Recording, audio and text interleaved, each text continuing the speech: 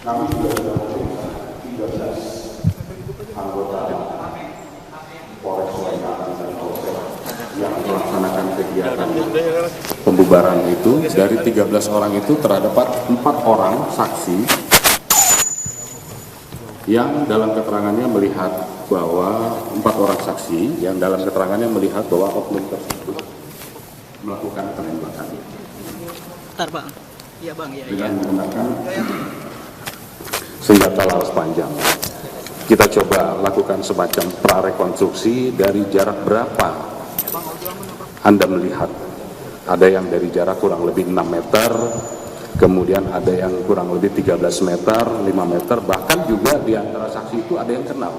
Sehingga dia bisa dengan cepat mengetahui bahwa ini adalah oknum tadi. Kemudian dari hasil olah TKP ditemukan beberapa selongsong peluru, ya, yang mengelompok, ya, beberapa selongsong peluru yang mengelompok. Jadi ada 2 tempat yang mengelompok, tempat lain memang terpisah-pisah, yang oleh tim lapor setelah diukur antara posisi selongsong peluru dengan titik jatuhnya korban, di situ ada darah dan lain sebagainya, itu searah, ya, searah dengan posisi korban.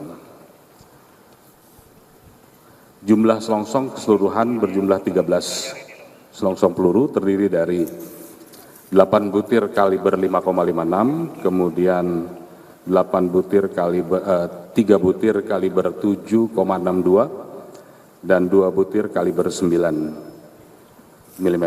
Ini semua sudah kami siapkan administrasi penyidikannya dan sudah dikirim ke laboratorium forensik untuk dilakukan proses pemeriksaan Balmed-4. Kemudian juga dari TKP dan dari tubuh korban kita ambil sampel darahnya, juga sudah kita periksakan ke lapor. Kemudian dari hasil otopsi ketiga jenazah, di sini hadir Dr. Legowo, nanti bisa kalau misalkan ada yang mau bertanya lebih detail silahkan tanyakan kepada ahlinya. Tetapi perlu saya sampaikan bahwa dari hasil otopsi ketiga jenazah ditemukan luka tembak pada dua orang di bagian kepala dan 1 orang di dada. Yang ketiganya mengakibatkan kematian.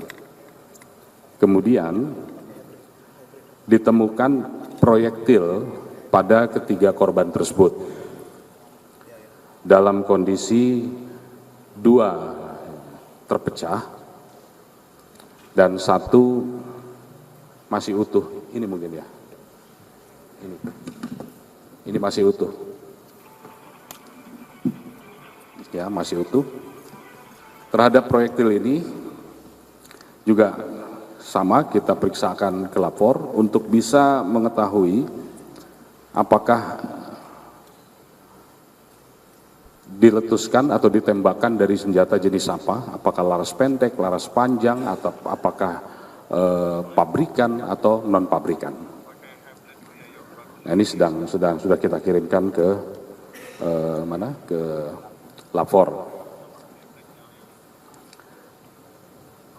Kemudian terhadap 2 proyektil yang tadi dalam kondisi pecah-pecah juga sama, ini kita kumpulkan jadi 1 sesuai dengan di mana ditemukan. Ini kita periksakan ke lapor, mudah-mudahan dengan alat teknologi yang ada bisa direstrukturisasi untuk bisa kita identifikasi apakah berasal dari senjata laras pendek, laras panjang, atau pabrikan non pabrikan.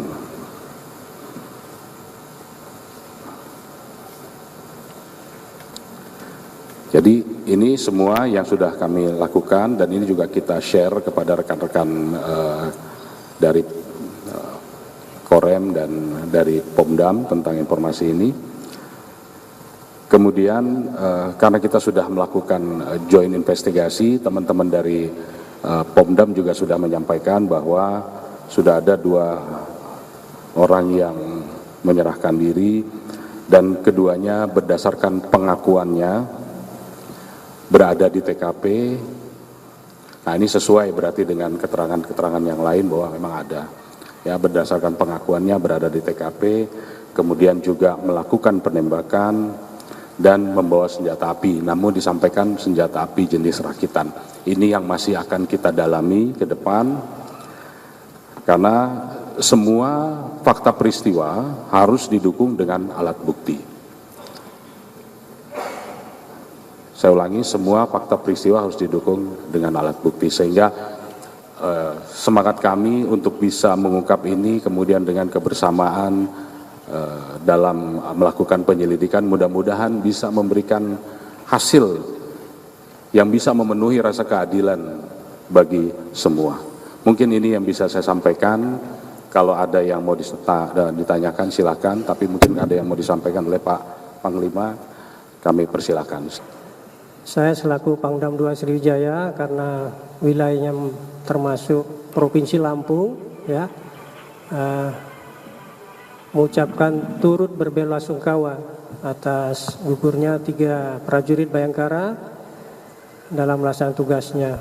Kami sekali lagi dengan tulus ikhlas dari lubuk hati yang paling dalam mengucapkan turut berbelasungkawa. Yang kedua, sehubungan dengan kejadian ini, seperti yang sudah juga disampaikan oleh Bapak Kapolda, bahwa sedang berlangsung joint investigation, ya, antara Polda dengan kita mengeluarkan tim dari Pomdam, ya, termasuk Denpom Lampung, dan sampai dengan sekarang sedang berlangsung. Nah, sehubungan dengan ini kita berharap ini segera selesai hasil investigasi ini, sehingga nanti bisa kita sampaikan apa yang terjadi sebenarnya, kemudian juga bagaimana penyebabnya ini bisa terjadi. Karena dari sementara temuan barang bukti di lapangan ini, ya, contohnya tadi disampaikan jenis kelongsongnya ada 3 kalau tidak salah, berarti kan itu ada 3 jenis senjata di TKP. Nah, ini termasuk tadi dari pengakuan oknum ini senjatanya rakitan. Nah, kita cari dulu senjatanya, nanti dicek, disesuaikan dengan uji balistiknya apakah sesuai atau tidak. Nah, seperti itu, sehingga nanti ini bisa kita segera informasikan kepada rekan-rekan. Yang pertama, apakah ada kemungkinan selain oknum atau pelaku lain yang ada di sana? Saya jawab bisa iya, bisa tidak. Jadi karena ini masih berjalan, ya, masih berjalan. Kalau dilihat dari di TKP ditemukan sejumlah kendaraan roda 2, roda 4, ya, sehingga bisa tidak menutup kemungkinan bahwa orang-orang di sana itu banyak.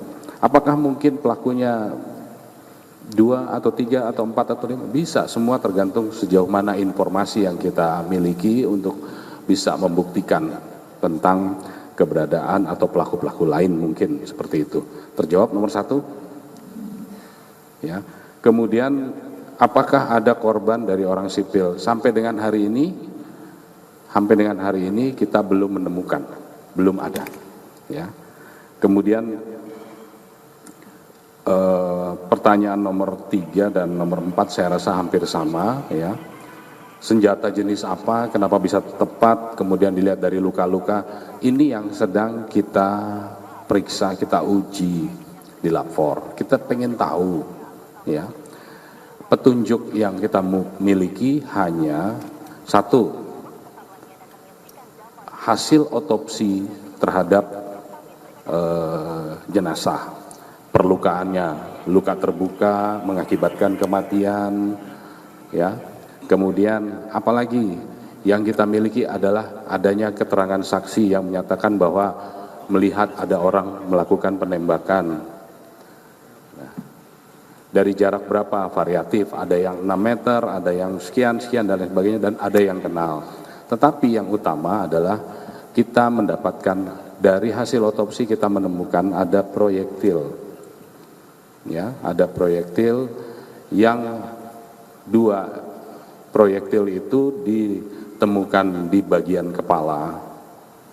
2 orang korban sudah dalam posisi terpecah-pecah, dan 1 yang ada di dada sebelah kanan Kapolsek, dan itu masih utuh. Ketiganya kita lakukan pemeriksaan, kita kirim ke lapor untuk diperiksa, diuji balistik metalurgi forensiknya untuk bisa mengetahui yang pertama, ini ditembakkan menggunakan senjata apa, laras panjang atau laras pendek. Yang kedua, ini ditembakkan dengan menggunakan senjata merek pabrikan atau rakitan.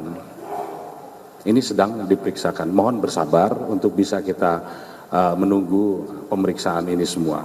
Hasilnya nanti kita akan kolaborasikan dengan teman-teman yang tergabung dalam tim gabungan tadi, apakah bisa saling mendukung dan lain sebagainya untuk dalam rangka memenuhi alat bukti. 2 orang oknum ini statusnya sekarang masih sebagai saksi ya. Jadi jangan dibilang nanti sebagai tersangka dan sebagai saksi ya. Saksi kita minta keterangan karena untuk menjadi dia sebagai tersangka itu kan butuh barang bukti, butuh saksi-saksi yang lain memperkuat dan nanti dari olah TKP misalnya seperti itu ya. Jadi harus dipahami dulu, jangan sampai nanti sudah kemana-mana nih rekan-rekan ya.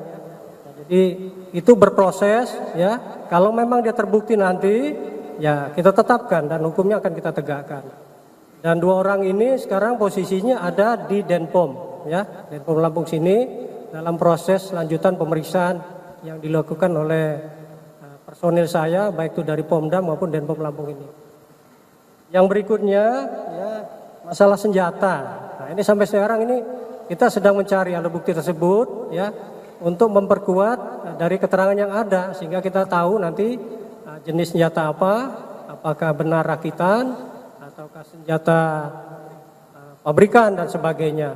Karena juga tadi kan disampaikan pelongsong atau selongsong yang ditemukan itu ada 3 jenis ya, berarti kan kira-kira ya teman-teman tahu berarti di situ ada 3 jenis senjata kira-kira seperti itu. Tapi apa senjatanya bagaimana itu yang perlu kita cari ya, bersama-sama dengan tim dari Polda Lampung. Masalah tes urin ya tadi ya terakhir ya.